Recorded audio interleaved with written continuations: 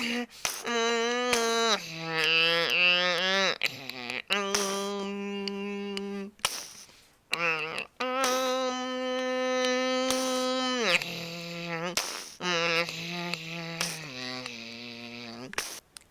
shout out for this week goes to AS Aviation. Go subscribe to him if you haven't already. He has an awesome YouTube channel. He does trip reports, model airport updates, uh, plane spawn videos, basically everything aviation related. Go check him out. I've been subscribed to him ever since he had it was like 280 subscribers, something like that, a long time ago. And go check him out. He's a great friend of the channel. He has given a shout out to me multiple times in the past. So yeah, just go sub to him. A few moments later. What is up, aviation lovers and YouTubers? Citrus Aviation here with another video, and today we are doing another aviation news this week video, and we are going to be starting with a headline subject, and that is Qantas's Project Sunrise. This will probably be something I do as a separate video topic some point in the near future, but I just want to mention it here as there is some news occurring with it, with the Boeing 777X delays thanks to the GE9X engines, I believe they are called, being delayed. That means that the 777-8X, which is the Boeing aircraft being considered for Project Sunrise, will be delayed. So not Airbus, but Qantas is supposed to make a decision about Project Sunrise by the end of the year. That's expected announcement. Supposedly this announcement will probably come sometime in October, and Qantas will announce what aircraft they're going to use for Project Sunrise. Now, I've mentioned this Project Sunrise. You might wonder, well, what is it?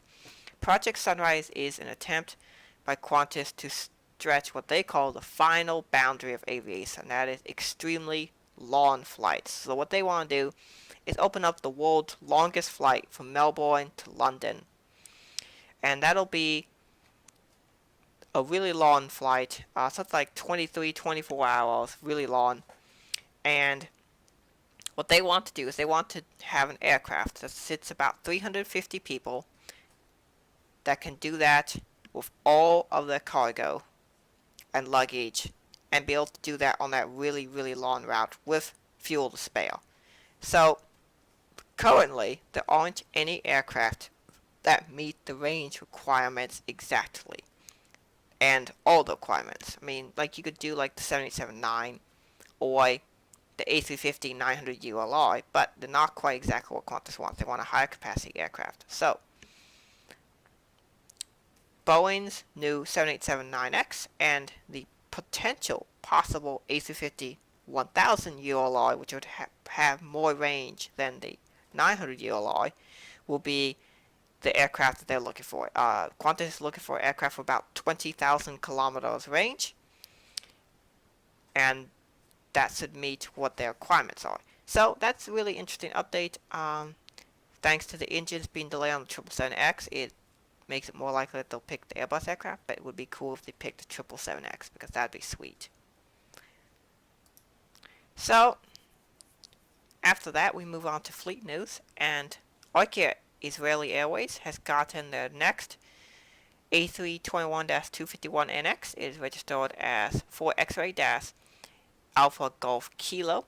This aircraft is in kind of a maroonish orange color. So every single one of Arkia's aircraft has a different color in their new livery, a different theme color. And so this one's really cool. They also have a pink and a purple A321neo. Next, on the 11th of August, the third and final Air Baltic flag livery came out. So these are for the Baltic states. They made one for Latvia, which is Air Baltic's home country. Then they made one for Estonia, and now the final one here is for Lithuania. This aircraft is registered as Yankee Lima-Charlie Sierra Kilo, and this is an A220-300. And this livery looks great. It just shows basically the flag of the country being draped across the aircraft, and that just looks good. I mean, nothing stupid there. Next, we have a special livery for 17-5265. It is a United States Air Force Lockheed F-35 Lightning II in the Strike 41 colors. And this aircraft is with the 134th fighter squadron based in Vermont, in Burlington, Vermont, also known as the Green Mountain Boys. Obviously, that's a famous squadron, well, famous Army unit during the War for American Independence, and so they have this special aircraft here that they're using for air shows. And that was spotted on the 12th of August. Next, also on the same day, a special Air Asia aircraft in the Legend Heroes PVRK. That's, I think, either a game or a TV series or something in that part of the world. Is registered as 9 Mike, that's Alpha Foxtrot Victor. So, interesting livery. Nothing I'm really interested in, though. Next, Turkish Airways has a new livery. And this one is advertising the airline's frequent flyer program and credit card. The aircraft is registered as Tango Charlie Juliet Tango Echo. It's A221-231 and it was spotted on the 13th of August. Next, on the 15th of August, a special livery for Gennaro Airlines, Chinese airline. It's kind of an interesting airline. I do not know what this livery is, but it's really colorful. It's actually quite a good looking aircraft and livery. I believe this is also their first 7879, and they have also chosen to go with the colored wingtip, which I think is really cool. The aircraft is registered as Bravo-20 Delta 1. So that's a good looking aircraft. And then finally, not finally, but next, even more 787 news. We have the very first 787-10 for Vietnam Airlines. This aircraft is registered as Victor November, that's Alpha 879. And this is another great looking aircraft. I think Vietnam's new livery is significantly improved over the old one, and this aircraft does look really, really good. Next, a special livery on the 16th of August for Thai Airways International appeared. It is a 777-3 Delta 7, registered as Hotel Sierra-Tango Kilo Foxtrot. It is in the Royal Bars livery, and is to celebrate the King's coronation in 2019, because as many of you might not know, Thailand is still a royal kingdom that is ruled by a monarchy, so they have a special livery for the new king being coronated, which is really cool. So that's a great looking livery, and I think it looks really cool on the aircraft. Next bit of news. This does not have any specific date, but currently Aeromexico is looking to replace their aging fleet of ERJ-190s, and they are going to be doing this with a brand new aircraft, and they are either considering the Bombardier A220-100 or the ERJ-190E2. So hopefully we'll have information about that in the future on which aircraft they select.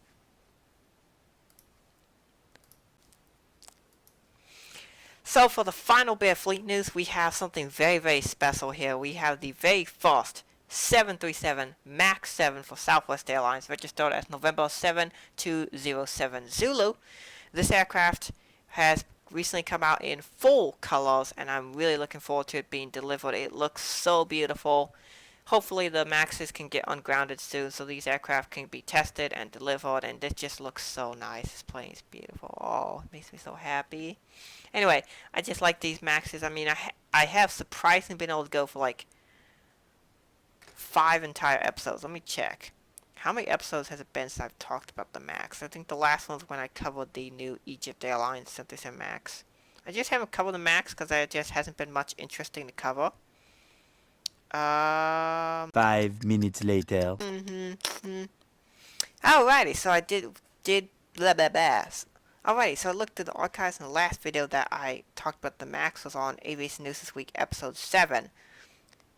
Oh, never mind, that's actually the wrong date. Anyway, I went through and took a look back at my videos, and the last time I consecutively talked about the 737 MAX was Aviation News This Week, episode 7, the one with the TWA hotel opening, and this is all the way up to episode 15. So, it's been 8 weeks since I've talked about, and I mean, the very first 5 weeks I had a lot to talk about the MAX, because there's a lot going on, but it's gone really quiet. Right now we're just waiting for FAA approval, really, at this point.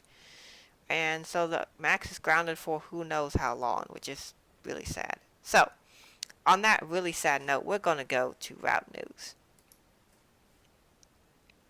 Alright, and so starting off the route news, I have a small correction. Do you remember this part from last week's video? Spirit Airlines will be starting Phoenix to Southwest Florida International Airport. That'll be seasonal, once daily, starting November the 14th. 1 week later. So yeah, I said this new Spirit route was going from Phoenix to Fort Myers. The correct route is from Philadelphia to Fort Myers. Those are just, two slightly distant airports. But it happens. Mistakes happen. I hope you guys can understand.